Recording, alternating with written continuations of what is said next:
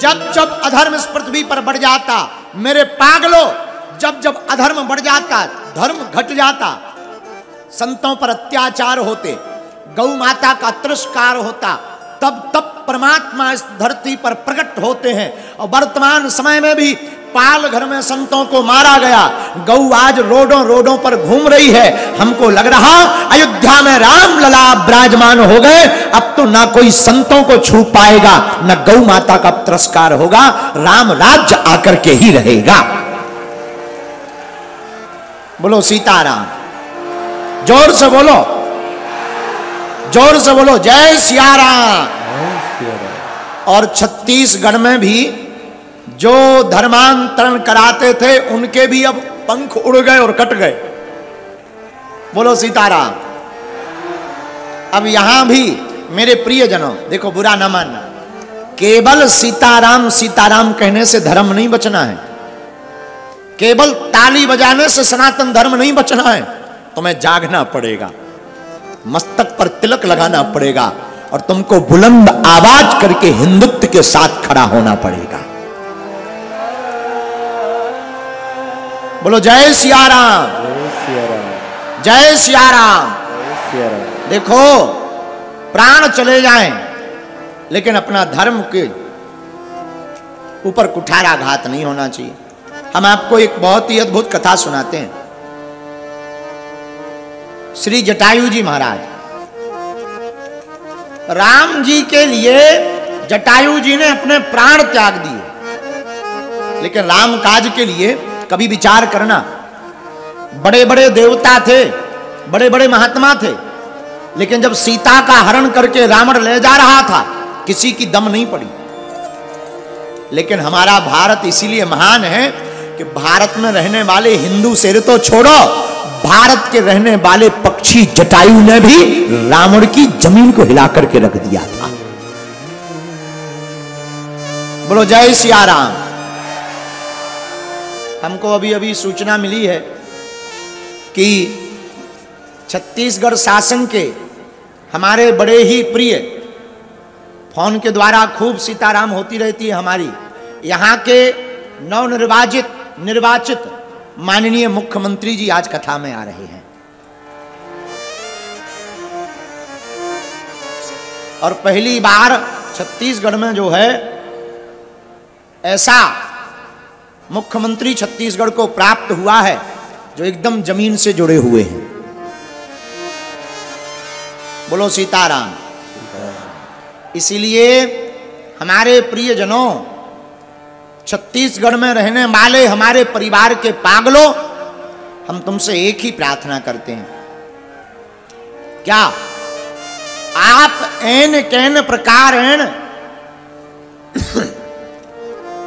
राम काज के लिए आतुर हो जाओ। श्री जटायु जी ने प्राण त्याग दिए लेकिन राम काज नहीं त्यागा। हम लोग राम जी को त्याग देंगे पर काम काज नहीं त्यागेंगे। हम लोगों की वर्तमान में ये दुर्दशा है, हम लोग काम काज नहीं त्यागते, राम काज चाहे त्याग देंगे। और धन्य है श्री जटायु जी, उन्होंने तन त्याग दिया लेकिन राम काज नहीं छोड़ा। बोलो जय सिया राम, जोर से बोलो। और हनुमान जी से आप सीखो, विद्यावानो गुणियति और राम काज करिबे को, क्या राम काज करिबे को। हनुमान जी राम काज करने के लिए बड़े आतुर्य रहते, बड़े उत्सुक रहते हैं, इतने उत्सुक रहते कि राम काज के बारे में हनुमान जी सुन भर लें, तत्क्षण हनुमान जी तैयार हो जाते हैं। मेरे पागलों, जिस प्रकार राम काज करने के लिए हनुमान जी शीघ्र खड़े हो जाते हैं, वैसे ही भारत में रहने वाले लोगों को भी राम काज के लिए अब एक साथ खड़े हो जाना पड़ेगा। देखो,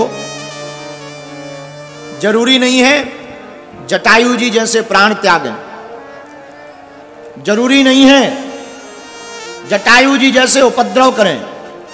सिर्फ इतना जरूरी है हमारे प्रियजनों कि हम कैसे भी और किसी भी प्रकार से हम लोग राम जी के काज में सहभागी बन पाएं।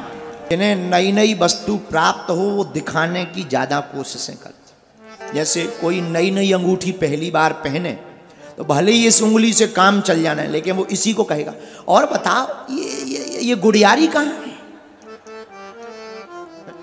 चल जाना इस अंगूठी से काम, लेकिन अंगुली से, पर अंगूठी देखे कैसे तो कई बार। और फिर और तो सब ठीक है, फाफा डीहा में आजकल बहुत गर्मी हो गई है बताइए। मतलब सिर्फ इसीलिए अभिनय करता ताकि वो देखे अंगूठी। फिर लोग पूछते, एक हम ऐसा बोलेंगे तो बुरा मत मानना, एक यहीं रायपुर में मुन्नी बाई रहती थी, हमारी प्रिय चेली श्री मुन्नी बाई जी। श्री मुन्नी बाई जी रहती थी यहीं रायपुर में फाफाडीहा में, फाफाडीह में, फाफाडीह में मुन्नी बाई रहती थी। उन्होंने एक बार नई नई चूड़ियां पहनी पूरे हाथ में चूड़ी। अब चूड़ियां पहनी और पड़ोसन देखे ना तो बड़ा दिमाग खराब, देखे ना सो उसने अपने घर में आग लगा दी। आग लगाई तो पड़ोसन ने पानी लेकर आई, क्या बात है आग लग गई, आग लग गई। अब वो चूड़ियां बजा बजा रोए, मर गए, हम तो बर्बाद हो गए। पड़ोसन बोली एक बात बताओ, ये चूड़ी कब पहनी तुमने? तो मुन्नी बाई मुस्कुराकर बोली पहले ना पूछ लेती, आग काहे को लगती। आओ बोलो सीताराम। माताओं की आदत होती है, माताओं की आदत। एक हमारी नजर में है एक घटना। एक माताजी ने नया नया सोने का हार पहना, उनके पति ने समझाया मार्केट में मत जाओ, लेकिन माताओं की आदत होती जब तक वो अपनी सहेली को दिखा नहीं देंगी तब तक पेट की रोटी नहीं पचती है, दिमाग खराब रहता। वो अगर गोदरेज में रखा हो तो ये लगने लगता है इससे अच्छा तो लेते ही ना, भले ही चोर ले जाएं बाद में। तो कुछ लोगों की आदत दिखाने की होती है। मेरे प्रियजनों, प्रदर्शन की आदत बुरी है, दर्शन की आदत बहुत अच्छी है। बोलो सीताराम। इसलिए प्रदर्शन में नहीं दर्शन में पढ़ना चाहिए। नारद जी प्रदर्शन में पड़ गए। क्या? नारद जी काम की चर्चा करने लगे शंकर जी से, हमने काम को जीत लिया, जीत लिया, जीत लिया। भगवान शंकर जी मुस्कुराते हुए बोले सुनो, और तो सब ठीक है। रायपुर के आगे अभनपुर है। अभनपुर में एक आदमी रहता है, हमारा चेला चंगीलाल। हमारे चेला चंगीलाल के पास में एक गधा था। गधा जानते हो? जानते ही होगे, कौन तुम वेस्ट इंडीज के हो तो गधा जानते हो। रायपुर के पास अभनपुर में रहने वाले व्यक्ति के पास में एक गधा था। गधा 4 पैर वाला, लेकिन गधा को चंगीलाल ने सिखा रखा था, उससे कुछ भी पूछो वो हाँ बोलता था। उससे पूछो भगवान है, वो कहता था हाँ। उससे पूछो क्या भक्ति मिलेगी, वो कहता था हाँ। सब कुछ हाँ बोले। और छत्तीसगढ़ का आदमी बड़ा खतरनाक, लंबी लंबी लाइन लगने लगी, बड़ा गजब का गधा है। कुछ लोग तो कहने लगे गधा नहीं महात्मा है 4 पैर वाला। कुछ लोग बोले नहीं महात्मा नहीं, पूर्व जन्मी भगवान है। अब तो लंबी लंबी लाइन लगने लगी, लोग फूल माला लेकर के नारियल लेकर जाने लगे। हे गधे महाराज, क्या हमारे संतान होगी? गधा तुरंत बोले हाँ। अब वो हाँ बोलते ही था। लंबी लंबी लाइन लगने लगी। हम निकले एक बार, हमने चंगीलाल से कहा तुम्हारा गधा ना बोलेगा। चंगीलाल बोला महाराज जी, पंडित जी कहाँ से हो? हमने कहा मध्य प्रदेश से हैं। बोले ना नहीं बोलेगा, शर्त लगा लो। हमने कहा शर्त लगी, क्या दोगे शर्त में? बोले गुरुजी हमारा गधा हाँ ही बोलेगा, तुम कुछ भी पूछो। हमने कहा हम पूछेंगे, ये ना बोलेगा, शर्त है। चंगीलाल बोला महाराज अगर ये ना बोले तो 20,000 रुपया गधा हमसे ले लेना। हम कहा गधा का हम क्या लेंगे, क्या पैसा बढ़ाओ। बोला 30,000। हमने कहा ओके, शर्त लग गई। हमने भी 30,000 की शर्त लगा दी। हम गधे के कान तक गए और हमने कुछ बुदबुदाया। हम कहा क्यों? गधा तुरंत बोला ना।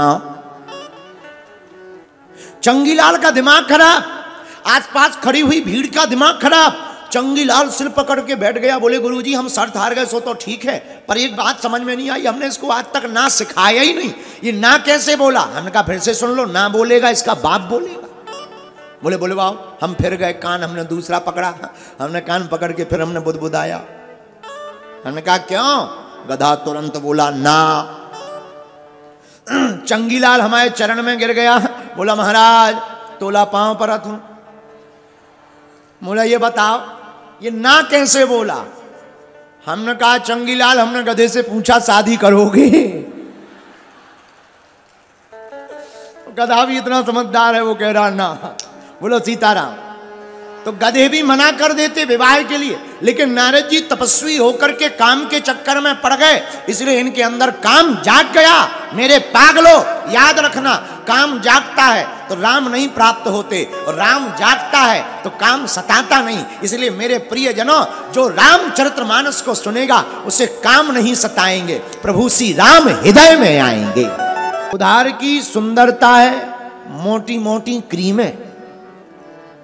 कई लोग एक एक अंगुल मोटी लगा लेते हैं, ऐसा चेहरा लगता जैसे उजड़ गया चमन। हाँ, हम क्रीमों के विरोधी नहीं, ठीक है सजना चाहिए, श्रृंगार करना चाहिए, लेकिन सजना ही है तो इस संसार रूपी सजना के लिए क्या सजना? सजना ही है तो परमात्मा रूपी सजना के लिए क्यों ना सजना? बोलो सीताराम। उधार सुंदरता श्री नारद जी ने मांग ली। भगवान भी कम कौत की नहीं है, इन्हें काम में नहीं फंसाना चाहते, राम में फंसाना चाहते। तो भगवान ने क्या किया? गले तक तो अपना रूप दे दिया, बढ़िया मोटा ताजा हष्ट पुष्ट कर दिया, बढ़िया बॉडी भर गई, गला भर गया, एकदम नीला। हमारे ठाकुर जी नीले हैं। नीलांबुजग श्यामल कोमलांगम।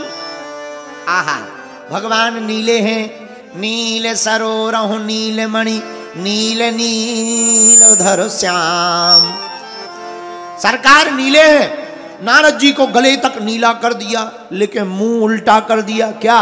मुंह बंदर का बना दिया, मुंह बंदर का, बाकी सब ठीक है। नारद जी को कॉन्फिडेंस हो गया कि अब तो हम सुंदर हो गए, लड़की हमारे छोड़ करके दूसरे के गले में बरमाला डालने वाली नहीं है। नारद जी स्वयंवर में आए, बड़े बड़े राजा बैठे, लेकिन वह कन्या जिस तरफ नारद जी बैठे थे उस तरफ आई नहीं। नारद जी को लगा हमें देखा नहीं, अगर हमें देख लेती तो माला डालती। सोई नारद जी ने कुर्सी पकड़ी, जिस तरफ से वो चली जा रही थी आगे कुर्सी डाल के ऐसे बैठ गए। कन्या ने नारद जी का बंदर सा मुंह देखा, सो वो लेन फिर से छोड़ दी। नारद जी फिर आगे जाके बैठ गए।